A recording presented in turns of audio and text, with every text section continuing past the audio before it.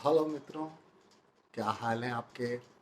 आप सब आशा करता हूँ स्वस्थ हों। आज मैं आपको एक अलग दृष्टिकोण बताना चाहता हूँ कि हम लोग जीवन में जिस स्तर के होते हैं उसी स्तर पे हम अपना जीवन को सोचते हैं, विचार करते हैं कि हमारा डेस्टिनेशन क्या होगा, हमारी पहुंच कहाँ होगी। पर हम लोग वही देख पाते हैं, वही समझ पाते हैं जितनी हमारी बुद्धि होती है। अगर कोई इंसान जीवन में तकलीफ़ें भोगता हुआ चल रहा होता है तो वो यह विचार करता है कि जीवन का अंत भी तकलीफ़ों के साथ ही होगा। तरह तरह की बीमारियां आ सकती हैं, फाइनेंशियल क्राइसिस आ सकते हैं, ऐसा ही सोचता है और उसके कारण वो और दुखी हो जाता है। मैं अपनी बात चालू करूं उससे पहले मैं आपको एक छोटी सी कहानी सुनाना चाहता हूँ। ये कहानी आप ध्यानपूर्वक समझें तो आपको सारी बात का निचोड़ समझ में आएगा। एक बार एक नदी बह रही थी, उसमें दो तिनके भी बह रहे थे। एक तिनका लगातार पानी के भाव के साथ में प्रतिरोध कर रहा था, वो पानी के भाव को रोकने की कोशिश कर रहा था, पर नदी को कुछ फर्क नहीं पड़ रहा था और वो नदी के साथ बहे जा रहा था। पर वो अपनी पूरी शक्ति पानी को रोकने में लगा रहा था, पानी के भाव को मोड़ने में लगा रहा था, पर वो उसमें कर नहीं पा रहा था। ना पानी रुक रहा था, ना पानी का भाव चेंज कर पा रहा था, उसकी दिशा मोड़ पा रहा था। उल्टा वो उसके साथ ही बहता जा रहा था, स्ट्रगल करता जा रहा था, पर बहता जा रहा था कि मैं इसको रोक के ही रहूंगा, मैं उसको रोक के ही रहूंगा, पूरा प्रयत्न कर रहा, पर कुछ हो नहीं रहा था। उधर एक दूसरा तिनका था, वो पानी के साथ बहे जा रहा था, बहे जा रहा था आनंद से। और वो कहता था, वो मन में सोचता था कि अब तो मैं इस नदी को, इस जल को सागर से मिलाकर ही छोड़ूंगा, भले कुछ भी हो जाए। मैं इस जल को, इस नदी को सागर में मिला दूंगा। और उसके साथ में बहता जा रहा था आनंद से।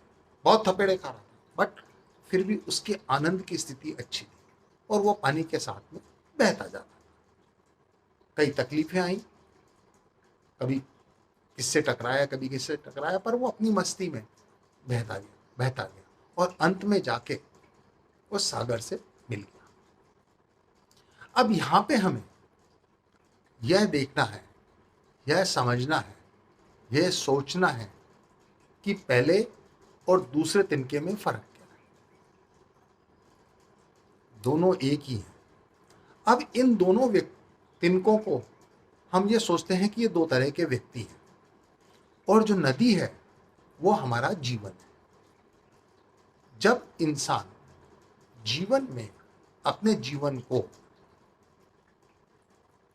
जिंदगी से लड़ने में निकाल देता है तो जिंदगी भर स्ट्रगल करता रहता है, जिंदगी भर लड़ता रहता है, बट उम्र और जीवन वो आगे बहता रहता है। वो जीवन में एक क्षण भी एंजॉय नहीं कर पाता, एक क्षण भी वो जी नहीं पाता, क्योंकि वो प्रकृति के विरुद्ध लड़ता रहता है। और आखिर में जो हश्र होता है, रोते पीटते खत्म हो जाता है, उस समुद्र में विलीन हो जाता है। दूसरा व्यक्ति वो अपने आप को इस जीवन के भरोसे, इस जीवन पे छोड़ देता है, बहता है उसके साथ, जहां पे जीवन ले जाता है जाता रहता है, चलता रहता है, थपड़े भी खाता, पर फिर भी वो उसको एंजॉय करता है और आगे बढ़ता जाता है, आगे बढ़ता जाता है। अंत उसका भी वही होता है, वो भी जाके आखिर में समुद्र में मिल जाता है, पर वो पूरा जीवन को एंजॉय करता है और उसके भरोसे, जीवन के भरोसे अपने आप को छोड़ देता है, जिसके लिए अंग्रेजी में एक शब्द है ड्रिफ्ट। जैसा कि हम देखते हैं, ड्रिफ्ट का मतलब होता है तिरना, जहां पे जिंदगी ले जाए उधर चले। जैसे कि आपने देखा होगा कि जब चील आकाश में बहुत ऊपर उड़ती है तो अपने पंखों को यूं फैला देती है और अपने आप को वायु के ऊपर, हवा के ऊपर, उस परम पिता परमेश्वर के ऊपर छोड़ देती है और वो आराम से तिरती रहती है। वो तैरती नहीं है, क्योंकि तैरने में प्रयत्न है, तिरने में अपने आप को छोड़ना है। जब आप अपने आप को छोड़ देते हैं तब वो परम पिता परमेश्वर आपको अपने आगोश में ले लेता है। इसी प्रकार जब हम जीवन में अपने रोज के मूल्यों को देखते हुए, रोज की दिनचर्या को देखते हुए यह सोचते हैं कि हमारा जो अंत है, जो हमारा भविष्य है, वो ऐसा होगा कि आज हम बहुत दुखी हैं तो इससे थोड़ी अच्छी स्थिति हो जाएगी, हम दुखी रहेंगे और आखिर में हमारा कोई सहारा नहीं होगा और हम अपने आप को दुखी ही महसूस करते रहते हैं और दुखी में जीवन बिताना चालू करते हैं। हम जो डेस्टिनेशन डिसाइड करते हैं, आज तक का इतिहास है कि कभी भी कोई उस डेस्टिनेशन पर उस तरीके से नहीं पहुंचा है। ये एक बहुत बड़ा सत्य है, क्योंकि हम ये कल्पना ही नहीं कर सकते, ये बहुत इंपॉर्टेंट बात है कि हम ये कल्पना ही नहीं कर सकते, हम ये सोच ही नहीं सकते कि थर्ड फोर्स यानी कि परम पिता परमेश्वर की हमारे जीवन में एंट्री हो सकती है। जबकि यह एक बहुत बड़ा सत्य है कि उस परम पिता परमेश्वर की हर व्यक्ति के जीवन में एंट्री होती है और वहां से ही जीवन में परिवर्तन होता है। जो हम डेस्टिनेशन सोचते हैं वो नहीं, वहां तक हम नहीं पहुंच पाते। हमारा डेस्टिनेशन कुछ और ही होता है। हम सोचते हैं कि हमें भविष्य में बहुत संकटों का सामना करना पड़ेगा, बहुत दुखों का सामना करना पड़ेगा, पर अंत में धन दौलत, यश, कीर्ति, अच्छी हेल्थ, अच्छी सेहत ये प्राप्त होती है और वो भी आखिर में उस परम पिता परमेश्वर की कृपा से आनंदित होकर भवसागर को या उस समुद्र में मिल जाते हैं। मैं आपको एक सच्ची घटना बताता हूँ। मेरा एक परिचित है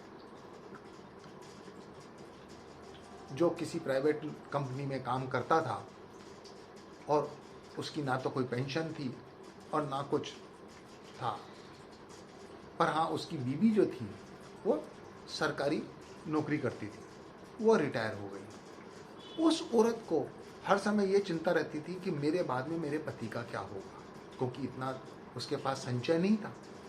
वो हरदम परेशान रहती थी कि मेरे बाद मेरे पति का क्या होगा। अपने बच्चों को बोलती थी भैया देखो अपने पिता का ख्याल रखना, अपने पिता का ख्याल रखना। ऐसे करते करते वो मर जाती।